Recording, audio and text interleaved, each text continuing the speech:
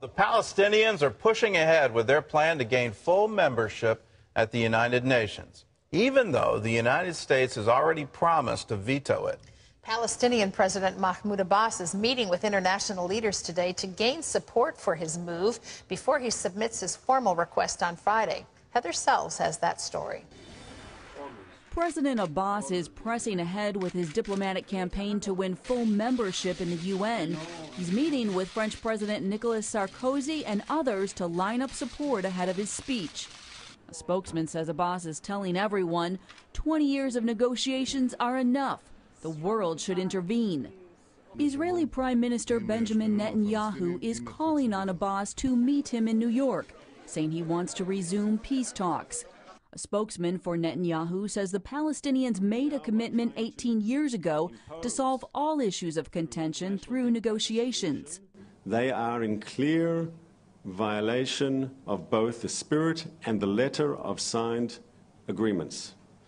This is a violation of Palestinian commitments. This cannot help peace. Representatives of the U.S., European Union, and Russia are meeting to try to avert a divisive showdown on Friday. Secretary of State Hillary Clinton is joining Netanyahu in calling for new talks, saying the only path to Palestinian statehood is through negotiations with Israel. We continue to believe and are pressing the point that the only way to a two-state solution, which is what we support and want to see happen, is through negotiations. Reports say Israeli security forces are preparing for the possibility of an outbreak of Palestinian violence in Israel.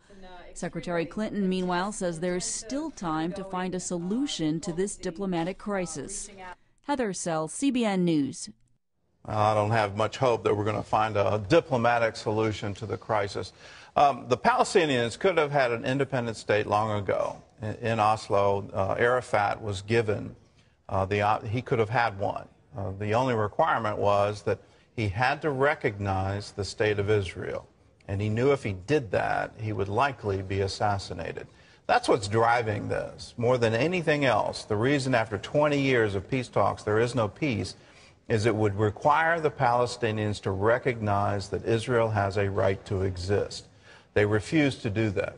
So if the UN acts on this, and it's likely they'll go to the full General Assembly, all 197 nations, and say, or 193 nations, and say, will you vote for us? And if that's ever established, all will be established will be yet another terrorist nation in the Middle East. Lee Webb has the rest of our top stories from the CBN newsroom. Lee? Well, Gordon, before the looming clash over Palestinian statehood, President Obama plans to focus on Libya. He opens 2 days of meetings at the UN today. The president is first meeting with the chairman of Libya's National Transitional Council. Then he and other heads of state will discuss the international community's success in ousting Muammar Gaddafi. Libya still faces numerous problems, including the strength of radical Islamists within Libya and the role they may play in a new government. The U.S. military's don't ask, don't tell policy has ended. It ended officially today, and some military chaplains say the new acceptance of open homosexuality could mean the end of their religious freedom. Congress voted last December to lift the ban on homosexuals serving openly. Ron Cruz is the executive director of the Chaplain Alliance for Religious Liberty, and he wonders what will happen if a chaplain, say, prevents an openly gay soldier who volunteers to teach Sunday school or turns away a gay couple at a military marriage retreat. We're doing away with one don't ask, don't tell policy, but we're going to have another don't ask, don't tell policy, and it is if I hold biblical values concerning homosexualities, don't ask me about them. Because if you ask me about them, I'm going to have to tell you.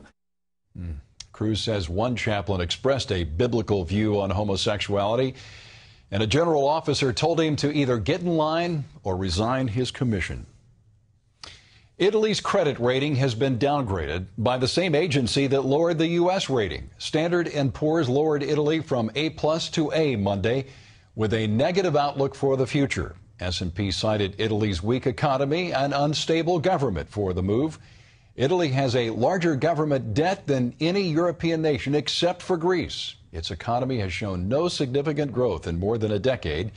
Italy is the world's 7th largest economy, and a default could threaten other European economies as well as the U.S. Gordon? Well, this is one of those where they're getting criticized for the downgrade, but in actuality, the downgrade should have happened long ago. Italy's bonds pay at 6% interest rate, and that's unsustainable in the current environment, and there's no real market for it. What is the spin-off effect? Well, it's likely to be another banking crisis. This one focused in on the banks of Europe who have bought Italy bonds and Italian bonds. If those ever get into a default, there'll be a follow-on effect that'll affect the banking system, not just in Europe, but around the world.